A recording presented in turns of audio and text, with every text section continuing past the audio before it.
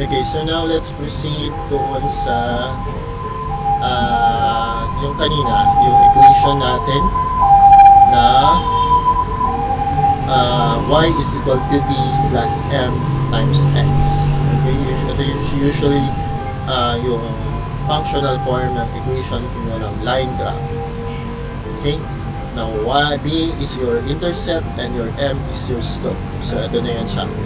So yung intercept nyo, which is your b kanina sa equation na yon sa line, is the point on a graph where a line crosses the vertical axis or horizontal axis. Example dito, itong sa line na to, ang value ng y-intercept nyo, which is b doon sa equation kanina na y is equal to b plus m times x, is kung saan na-intersect ng line na to yung inyong vertical axis, which is should be equal to 1. Okay?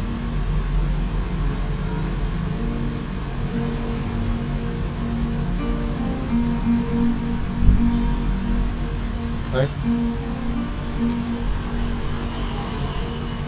Okay.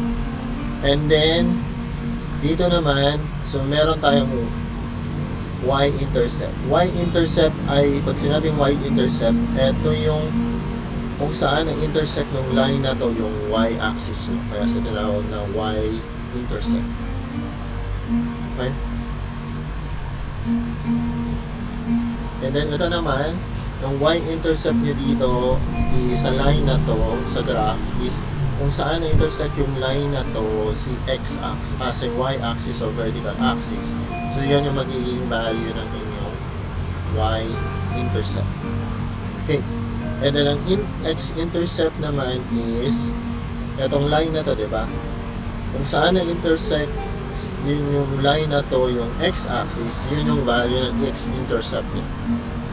And then itong line naman na to, ang x-intercept mo ay kung saan na-intersect ng line na to yung inyong x-axis, yun yung magiging x-intercept ng line na to.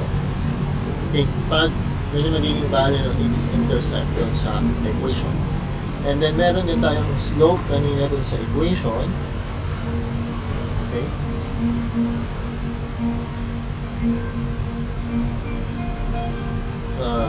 This is your m, that's your slope kanina dun sa y is equal to b times m times x. At pinapakita ng slope na to yung pagbabago sa vertical axis.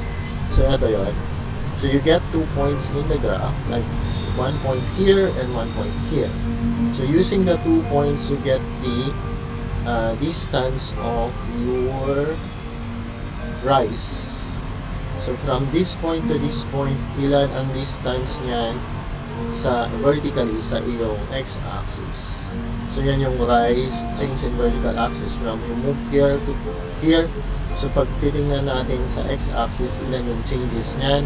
Etong height na to, so yan yung rise divided by change in the horizontal axis is yung move ka from here to here. So ibig sabihin from here to here horizontally, that's your run. So rise divided by run, or that's the rise is equal to change in vertical axis divided by run is the change in your horizontal axis to get the value of your m in the equation y is equals b plus m times x. Okay. And then a variable is a quantity that can assume a range of values. So dito sa equation na to kanina, yung y nyo can assume many values, range of values, yung y variable mo, depending on ano yung given values ng inyong x. Okay. And then we have the x-axis is the horizontal line on a graph. Okay, so ito yung horizontal x-axis mo or horizontal axis. Ito yun. Itong horizontal line mo on a graph. And then the y-axis mo ay yung vertical axis na to, which is the vertical line on a graph. Commonly represents sa economics, usually dito laging nilalagay sa y-axis yung price. Kasi siya yung magkukos ng pagbabago ng quantity na nasa horizontal or x-axis. Okay, now let's further discuss yung equation for a line kanina ng y is equal to m times x plus b, or pwedeng pumaliktad yan kanina yung y is equal to b plus m times x, parehas lang yan. So an equation for a line sa graph, m ay yung slope, b is your y-intercept. Okay, interpreting graphs in economics. So kailangan marunong tayong mag-interpret ng mga graph kasi magagamit natin yan later on sa mga later topics natin sa microeconomics. So it's rare for real-world data points to arrange themselves as a perfect straight line. So in the real world, hindi talaga siya perfect na straight line yung mga data natin. Pero often turns out that straight line can offer a reasonable approximation of the actual data. So makikita mo, pag plinat mo yung data, is makikita mo na yung behavior niya is straight line. Meron siyang pattern na malinaw doon sa pagka-graph na may matitrace ka na straight line siya na pattern. Yun lang ibig niya sabihin dyan. Okay? And then, anong ibig sabihin ng slope? So, ito yung kanina. Ito yung slope kanina. Ngayon, ipagkuha. Itong portion na to. Rise divided by line. Ano ibig sabihin ng slope? O yung slope na b. M pala is your slope. So, the m is, para makuha siya, the change in the vertical axis divided by the change in the horizontal axis. Or ito yung sa graph na rise divided by run. Kapag ang value ng inyong m is positive, any positive number, ibig sabihin na yung dalawang variables sa line graph mo is variables sa line graph no ay positively related. Like example dito ay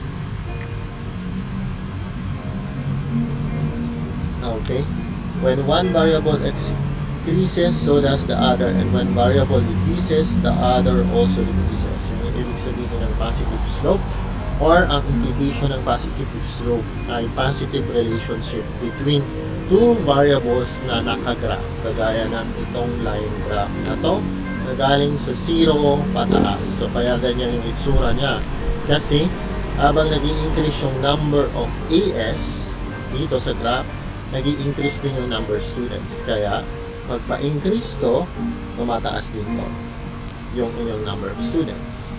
Pag pa-decrease naman yung AS nyo from 10 papunta sa 0, ang epekto nyo sa number of students ay pababa din. Or okay, baliktarin natin. Mali yung pagkasabi ko. Pag nag-i-increase ito, number of students, ang epekto niya sa AS ay mag-i-increase din. Pag mag-decrease yung number of students, mag-decrease din yung number of AS. Yun yung ibig sabihin ng positive slope. Or ibig sabihin, kaya ganito yung anyong graph na upward sloping between two variables is because may positive relationship yung dalawang variable na to. Okay? Makikita niyo rin sa equation kanina, pag may plus sign dito, sa halimbawa, yan, may plus sign dito before m, ibig sabihin ang relationship ng x at y ay positive. Or pag nag-increase si x, ang epekto niya sa y ay mag-increase. Pag nag-decrease si x, ang epekto niya sa y ay mag-decrease. Yun yung ibig sabihin ng positive slope. Okay, now we have the negative slope. So pag negative slope naman is yung relationship ng dalawang variables na nakagraph or sa equation ay inverse or negative. Ibig sabihin ng inverse or negative is pag isa sa mga variable ay nag-increase, ang epekto niya doon sa isa ay mag-decrease. Pag yung nagbago yung pababa yung isa sa variable, ang epekto niya doon sa isang variable ay mag-increase. So pasalungat yung direction nila. So kagaya dito sa iyong graph na to, pag nag-increase yung number of students mo from 1 to 9, ang epekto niya sa number of Fs ay magde-decrease from 9 to 1. Pero pag nag-decrease yung number of students mo from 9 to 1, is nag-decrease to, direction naman ng number of FS ay mag-increase from 1 to 9. Kaya, ang inyong graph ay, pag negative yung relationship between yung two variables na to, number of students and number of FS, ay downward sloping siya because pag nag-i-increase to, okay, paakyat ka dito, ang epekto niya ay yung value ng FS ay pabalik, papunta sa 0. So, mapapansin nyo yun sa 1, ang value, corresponding value niya sa FS ay 9. Pag 2, ang value niya, epekto niya sa FS ay magiging 8 na yan. Pag 3, ang value ng epekto ng 3 na students ay bababa yung FS ng 7. So, pabalik ka doon, pababa ka, papunta sa 0 habang nag-increase yung number of students. Okay, so mahalaga na intindihan nyo itong mga relationship na to or anong ibig sabihin ng positive slope or negative slope. Now, let's also proceed to another relationship kung saan yung slope nyo ay equal to 0. So, ibig sabihin ng slope ay ang value ng m nyo dito ay equal to 0. Okay? Yung value ng m nyo in numerical number is equal to 0 pag 0 slope. So, anong ibig sabihin ng 0 slope? 0 slope is there's constant relationship between two variables. Constant in the sense na pag nagbago ito, sa example sa graph na to, habang nag-i-increase, okay, between your variable like this one,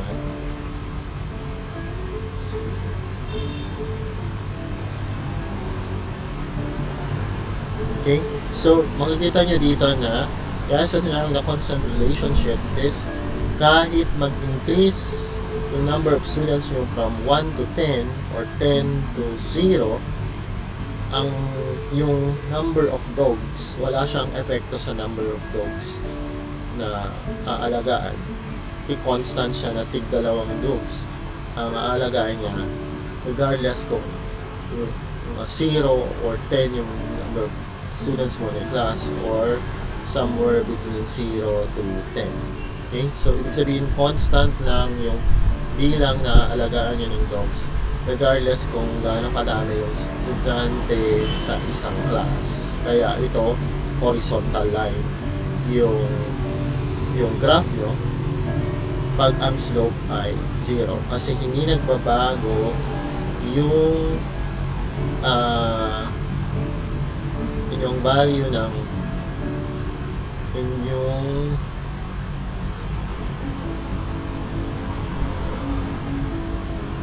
makikita nyo dito is itong m mo na dito is 0.